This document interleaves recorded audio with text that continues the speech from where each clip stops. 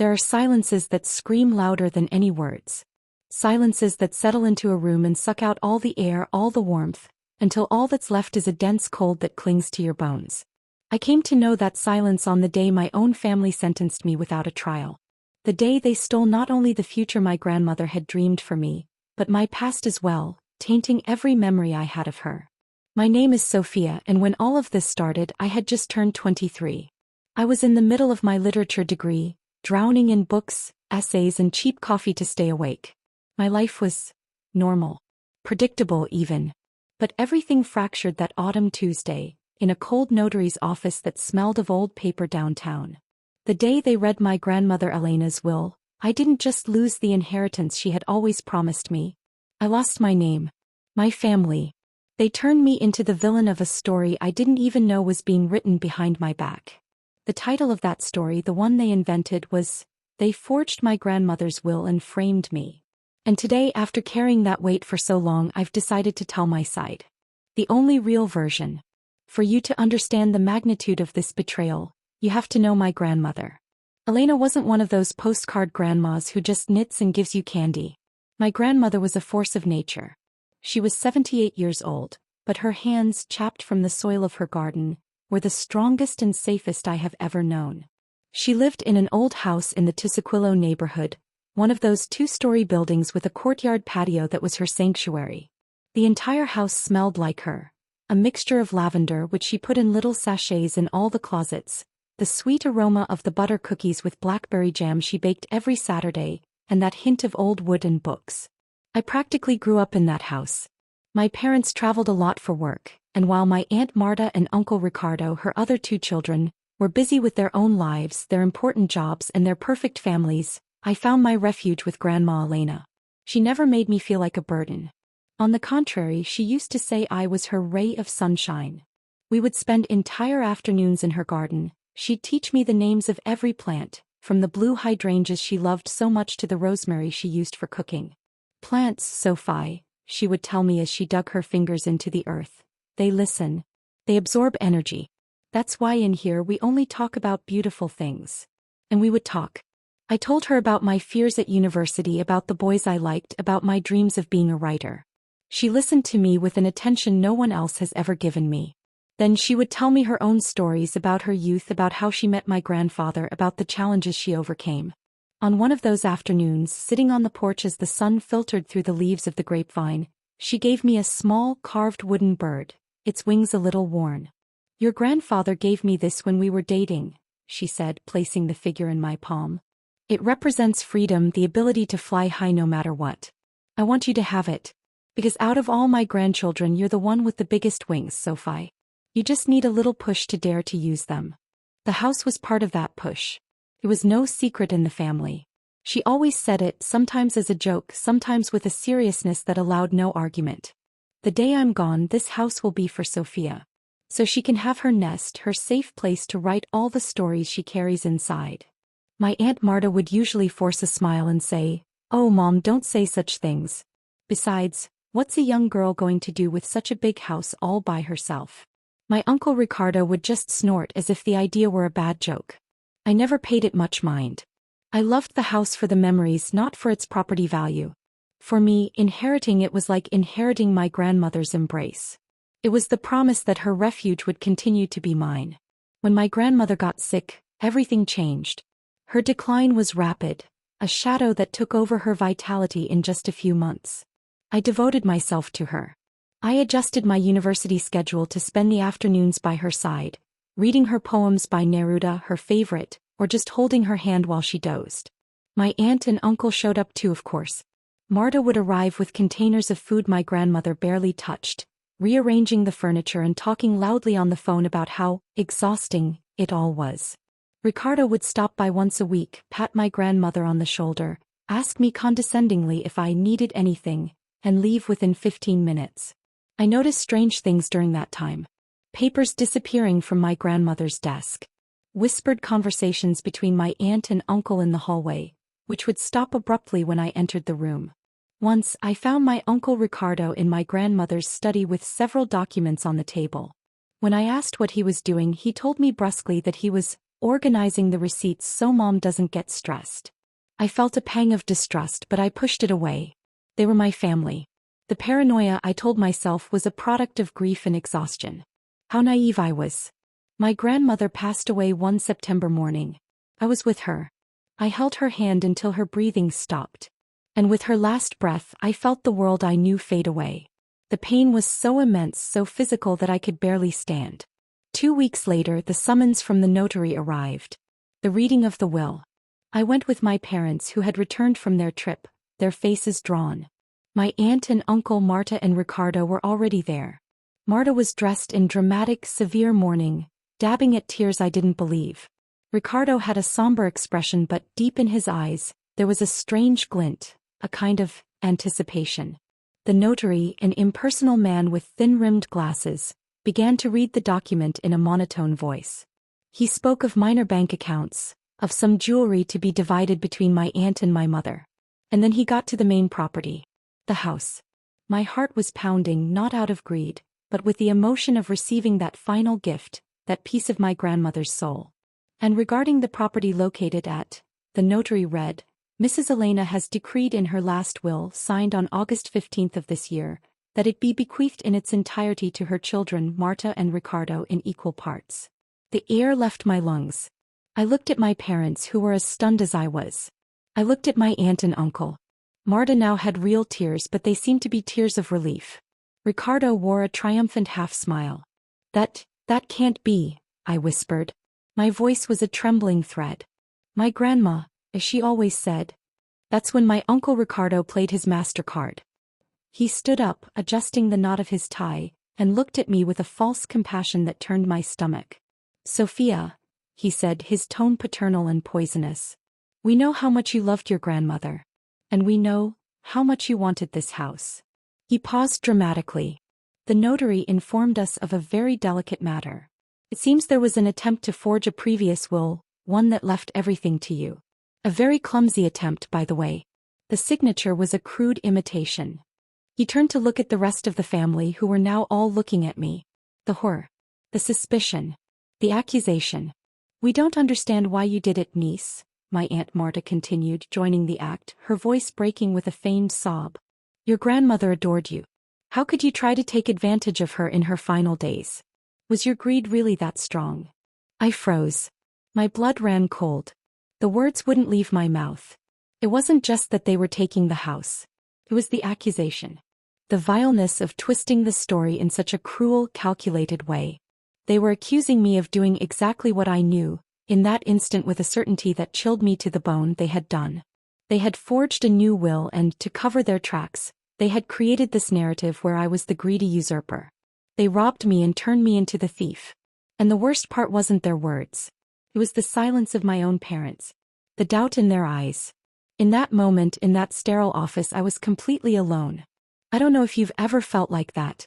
Completely alone in a room full of people who are supposed to love you. As if your reality, your truth, had disintegrated and no one else could see the pieces. I'd love to read in the comments if you've ever gone through something similar. A betrayal you never saw coming that left you speechless. I left the notary's office that day feeling like I wasn't Sophia anymore. I was a caricature they had drawn. The ambitious granddaughter, the forger, the traitor. And for a long time, their version of the story was the only one that was heard. But silence, as I told you, also screams. And mine has been screaming inside me for far too long.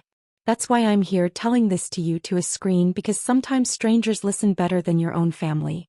If you want to know what happened next, how I started to piece together the puzzle they created and how I decided they weren't going to get away with it, subscribe and join me on this journey. Because this story doesn't end with a defeat. It's just beginning. The car ride from the notary's office to my parents' apartment was the longest, most painful silence of my life. It was worse than the accusing silence in the notary's office. This was a silence filled with unasked questions, with disappointment. My mother stared out the window, her face tense, while my father gripped the steering wheel so tightly his knuckles were white. I was in the back seat, curled up, feeling how every mile that took us away from that place also took me further away from them. Finally, my mother spoke without looking at me. "Sophia, honey, are you sure you understood your grandmother correctly? Sometimes older people, they say things they don't mean." She said it dozens of times, Mom. In front of everyone, I answered, my voice broken. You heard her. Yes, but a loving comment is one thing, a legal document is another. My father intervened, his voice heavy and tired. Ricardo seemed so certain. And that business about an attempted forgery. Sophia, for God's sake, what was that? Where did they get such a terrible idea? And there was. The seed of doubt my aunt and uncle had so masterfully planted was already sprouting in the most fertile ground. My own parents. They weren't accusing me directly, not yet, but they weren't defending me either. They were trapped in the middle, confused by their siblings' solid, well-acted version of events. I tried to explain, to tell them about the whispered conversations about finding my uncle in the study. But my words sounded weak, desperate. They sounded like the excuses of a guilty child. That night, in my small student room, a space that suddenly felt like a cell, I understood that I had already lost the first battle. I was on my own. The days that followed were a fog of anguish. I stopped going to university. The books that were once my refuge now seemed like meaningless piles of paper. My phone, which used to buzz constantly with messages from friends, fell silent. The news, or rather my aunt and uncle's version of it, had spread like poison through the family network.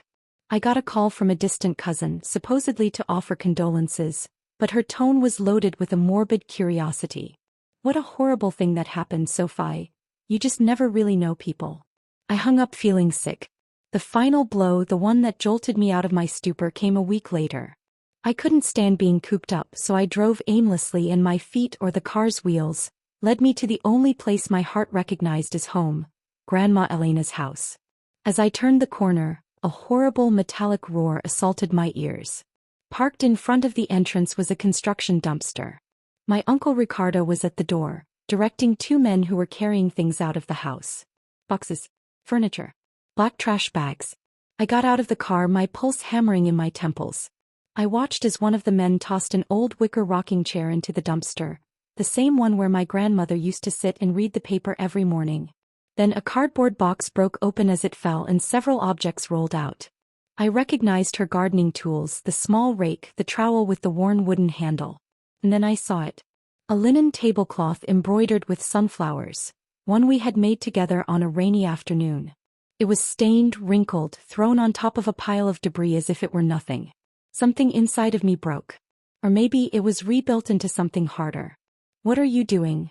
I yelled, approaching. My voice was shaking, but this time with rage. My uncle Ricardo turned, and his face twisted into a mask of annoyance when he saw me. Sophia. What are you doing here? This is no longer your business. What am I doing here? You're throwing away her things. Her memories. I snapped, pointing at the dumpster. We embroidered that tablecloth together. He let out a laugh, a dry, humorless sound. Please, Sophia. It's old junk. Marta and I are going to modernize the house, give it a fresh look. We have to get rid of all this sentimental junk. Sentimental junk. That's what he called his own mother's life. In that moment, I saw my uncle Ricardo for what he truly was. A hollow man consumed by greed, capable of desecrating his mother's memory for a few more feet of open-plan living space. He looked at me with contempt, a pure, unadorned contempt. You should leave, he said, his voice dropping to a threatening hiss. You've already caused enough trouble. Don't keep digging into things that don't concern you if you don't want to get hurt. I went back to my car, trembling with anger and a strange new clarity. The sadness had transformed into fuel. It wasn't about the house anymore. Not even the money. It was about justice. It was about defending the woman who had taught me everything, whose legacy was now being thrown into a dumpster by her own children. I didn't sleep that night. I opened my laptop and started researching. I looked up probate lawyers, but their fees were astronomical, impossible for a student. I felt powerless but not defeated. If I couldn't fight with money, I would fight with the truth. And for that I needed proof. I remembered the wooden bird. I ran to my nightstand and held it in my hands. It was an anchor, a tangible piece of her love. And then I remembered something else. My grandmother, besides her plants, loved to write letters. She had an elegant, slanted handwriting, full of personality. And I knew where she kept the ones she received and copies of the ones she sent. In an old flowered hat box in the back of her closet. Had they thrown it out already? The next day, gathering my courage, I called my mother. I didn't tell her my plan. I simply told her in the calmest voice I could muster that there were some childhood photos of me in my grandmother's closet and I'd like to get them before they cleared everything out. Maybe she felt a pang of guilt because she agreed to talk to my Aunt Marta. Surprisingly, Marta said yes, but on one condition. I had to be there at 10 o'clock sharp the next day, and she would be present to supervise. I agreed.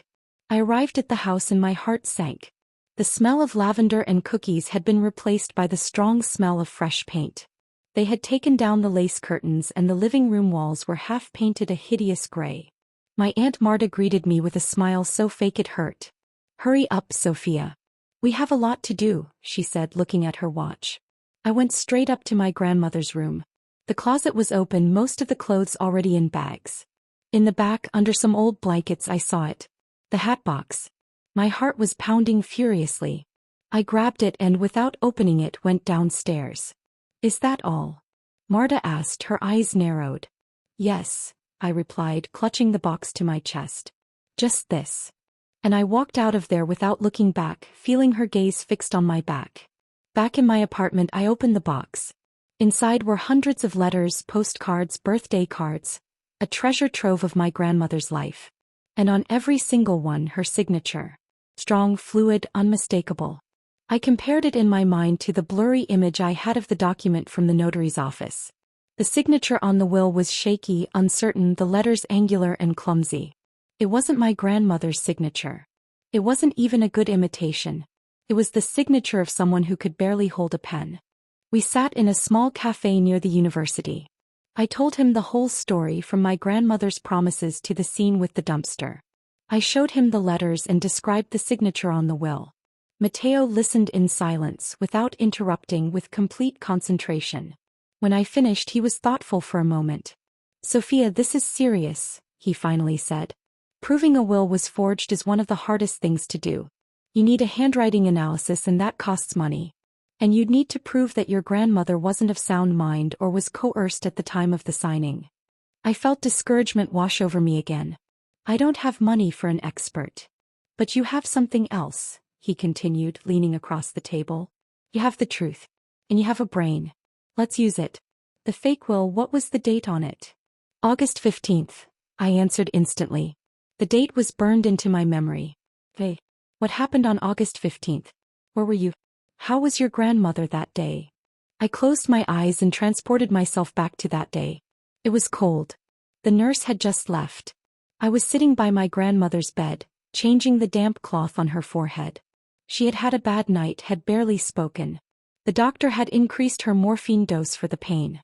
Her hand, when I took it, felt fragile like a wounded bird. She barely had the strength to squeeze mine. "She was almost unconscious, Matteo," I said, my eyes flying open with a new revelation. "She was sedated. She couldn't even hold a glass of water. It's impossible that she signed a multi-page legal document." Matteo nodded slowly, a spark of excitement in his eyes. "There you go. That's not just a hunch. That's a testimony. Your testimony. Now the question is, who else saw her that day? The nurse? A neighbor?" An image came to my mind. Donna Elvira, the next-door neighbor, my grandmother's best friend. She always stopped by in the afternoon to bring her some soup or just to sit in silence by her side. "Donna Elvira," I whispered. "She came by that afternoon. I remember it perfectly. She stayed for a while and left quietly crying, saying that she didn't seem like herself anymore." "Perfect," Matteo said, pulling out a notebook. "We have a potential witness to her incapacity. We have dozens of samples of the authentic signature. And we have you." He looked at me intently, and for the first time in weeks, I didn't see pity in someone's eyes but confidence. "This is going to be a war, Sophia. It'll be your word against theirs. But you're not unarmed anymore. Now you have a plan." Leaving the cafe, the city air felt lighter. The anger was still there, but now it was channeled. It was no longer a poison consuming me, but an energy propelling me. My aunt and uncle had thought that because I was young and emotional I would crumble. They didn't count on the fact that the love I felt for my grandmother was stronger than their greed. They didn't count on me inheriting something more valuable than her house, her strength. The development of their plan was underway and I was going to follow every step to the end. It wasn't just about clearing my name anymore. It was about giving my grandmother her voice back. and I was going to be her megaphone. Setting the stage for the final battle was the hardest acting performance of my life. Following Mateo's advice, I understood that I couldn't confront them with accusations. Guilty people don't confess when they're yelled at, they build higher walls. I had to invite them into a space where they felt so safe, so victorious, that they would let down their guard on their own. And the only possible stage for this play was my grandmother's house. Her desecrated sanctuary. I called my mother. I cried on the phone, a calculated cry filled with the desperation that I had in reality felt weeks ago. I told her I couldn't take it anymore, that the fracture in the family was destroying me. I told her my aunt and uncle were right, that maybe my grief had made me misunderstand things and that the forgery accusation had left me in shock. I just want everything to go back to the way it was, Mom, I pleaded. I want to apologize to them for doubting them, for making a scene. Could you arrange a meeting? At Grandma's house. To make peace. I need to close this chapter. My mother, desperate for a solution, clung to my words like a life raft. She spoke to my Aunt Marta, who, after a show of reluctance, agreed. I could imagine their conversation. The little brat has finally given up. She wants to come kiss the ring. They accepted on one condition, that it would be a final conversation. After that, the subject was to be closed forever. Perfect. It was exactly what I wanted. The following Sunday at 4 in the afternoon I entered the house. The smell of fresh paint was now overwhelming, a chemical scent trying unsuccessfully to erase decades of memories. The living room, where the dark wood furniture and family photos once stood, now looked minimalist and cold, with a giant gray sofa and a glass coffee table. It was like being in a dentist's waiting room. My parents were already there with nervous faces. Mateo arrived with me. I introduced him as a friend from university who is giving me emotional support. My uncle Ricardo looked him up and down and dismissed him as irrelevant. My Aunt Marta didn't even greet him. They arrived last, like royalty entering their court. Ricardo with his air of self-importance, and Marta with an expression of magnanimous forgiveness. They sat on the new sofa, occupying the center of power. I chose a single armchair, slightly apart. The trap was set. I began my speech, my voice soft, rehearsed to sound fragile. Thank you for coming. I know the last few weeks have been difficult for everyone. I looked at my aunt and uncle. And I want to apologize. My reaction at the notary's office was out of shock. My grandmother and I were very close, and I think I got the wrong idea in my head.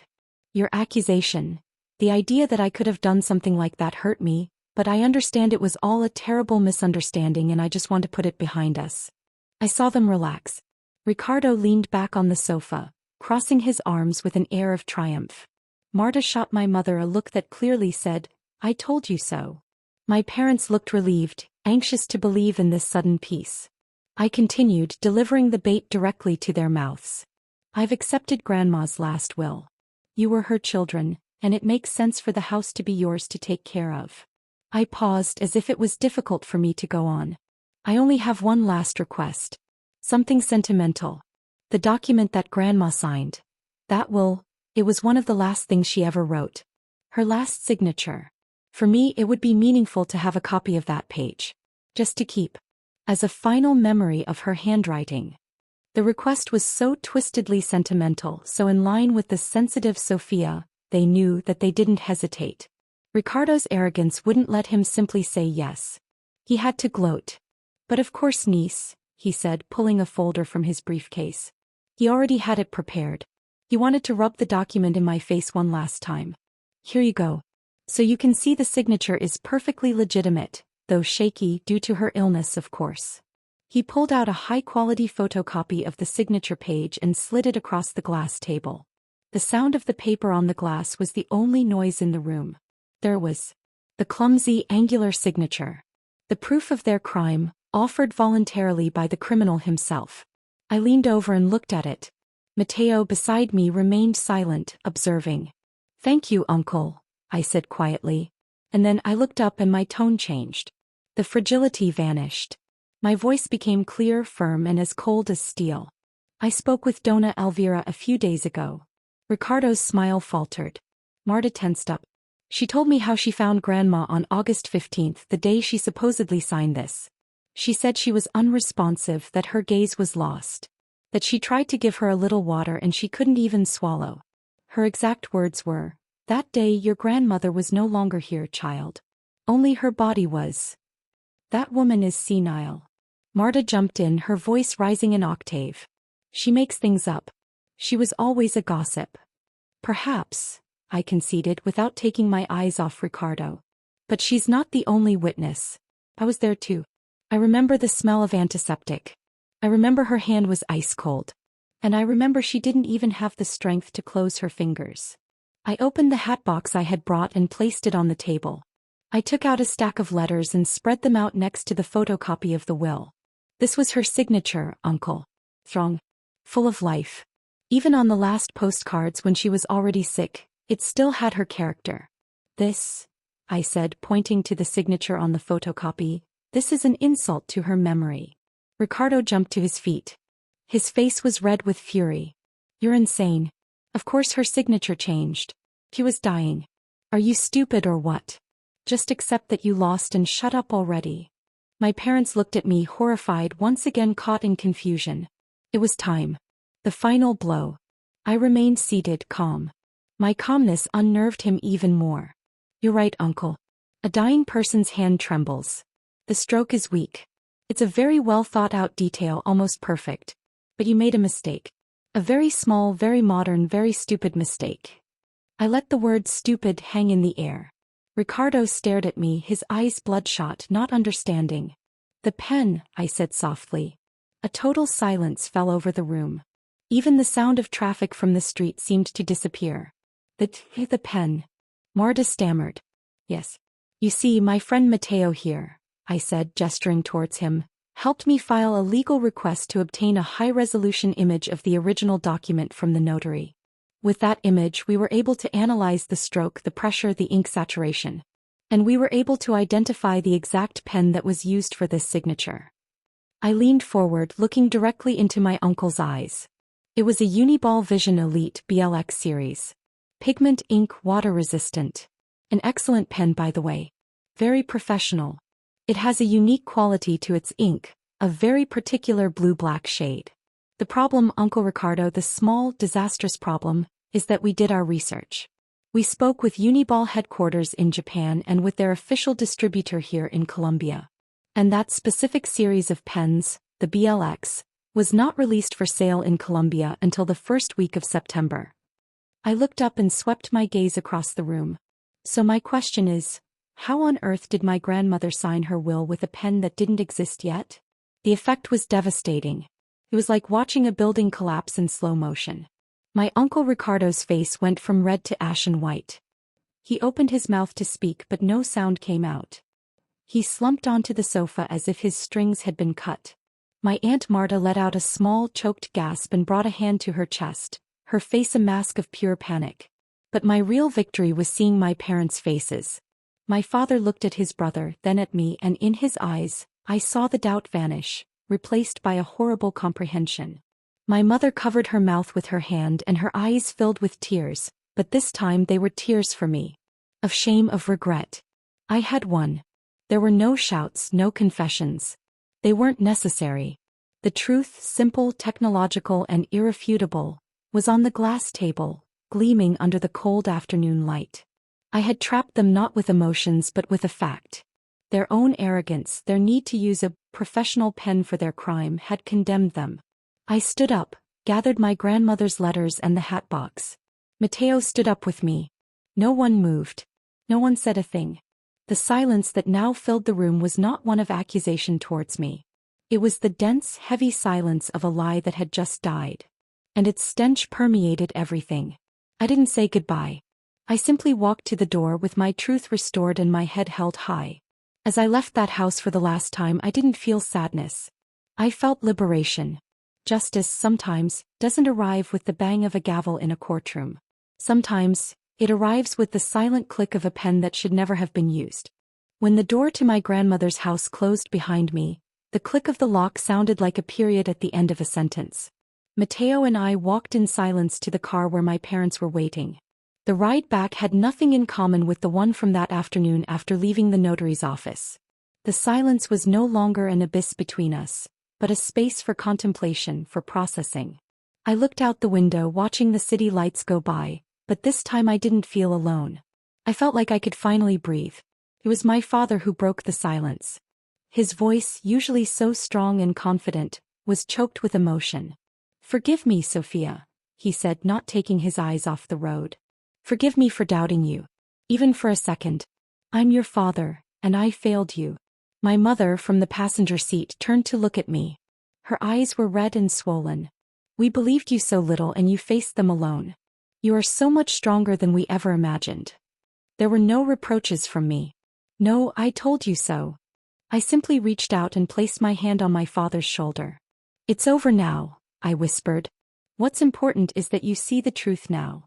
In that car in the middle of the city's nightly traffic, my family began to heal. It would never be the same.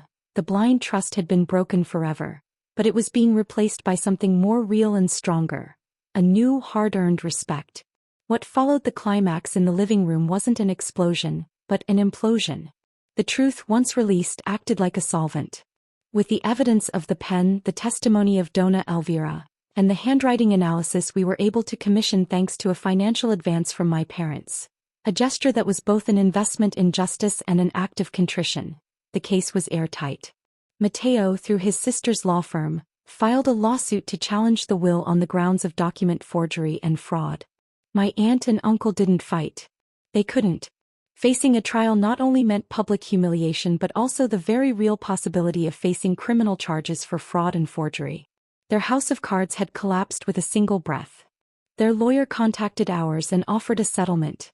They would renounce any claim to the will, accept its complete nullification, and cover all legal costs if we dropped the criminal complaint. I didn't do it for them. I did it for my grandmother. Her name had already been dragged through enough mud. She didn't need a newspaper scandal. We accepted the deal. Legally, the fake will cease to exist. And since my grandmother hadn't left another valid will after a very old one that left everything to us equally, legally the house had to be divided. But my parents, in an act of poetic justice, renounced their share in my favor. The house was mine. Free and clear with no shadows, no disputes. The social consequences for my aunt and uncle were a sentence in themselves. The story, the real one, spread through the family like wildfire. They were the ones who became the pariahs. The ones who stopped being invited to birthdays. The ones who received looks of contempt at the Christmas gatherings they still dared to attend. I discovered that social justice is sometimes slower but just as relentless. I didn't feel joy in their misfortune. I felt a kind of distance, as if they were characters in a book I had already finished reading.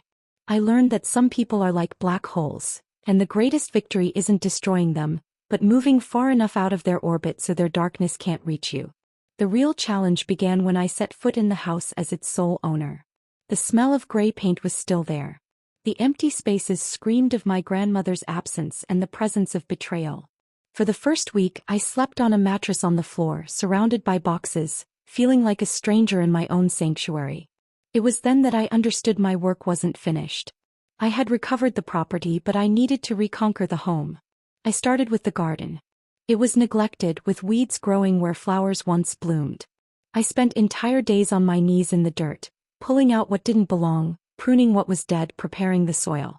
My hands, like my grandmother's, became chapped and filled with earth.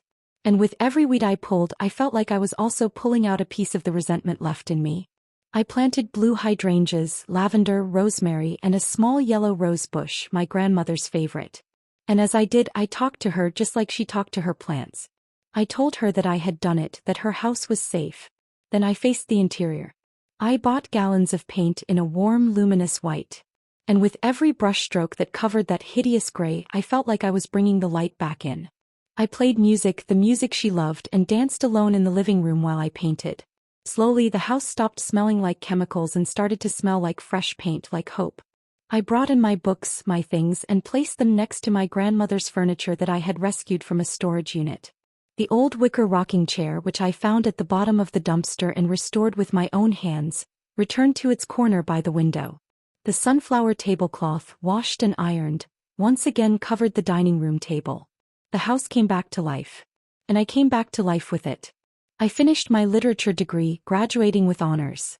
The strength I found in defending my truth carried over into my studies, into my life. The relationship with my parents was rebuilt on a more solid foundation. They now saw me not just as their daughter, but as a woman they deeply respected. Today I'm speaking to you from that very house. I'm sitting at a small desk I've placed in the room that looks out onto the garden, a space I've turned into my study. The afternoon sun streams through the window and warms the wooden floor. On my desk, next to my laptop, rests a small wooden bird with worn wings. Sometimes I hold it in my hands and think about everything that happened. The greatest lesson I learned wasn't about laws or inheritances. It was about the value of my own voice. For a long time, I allowed the version others had of me to define my reality. The ambitious granddaughter, the guilty one, the defeated one.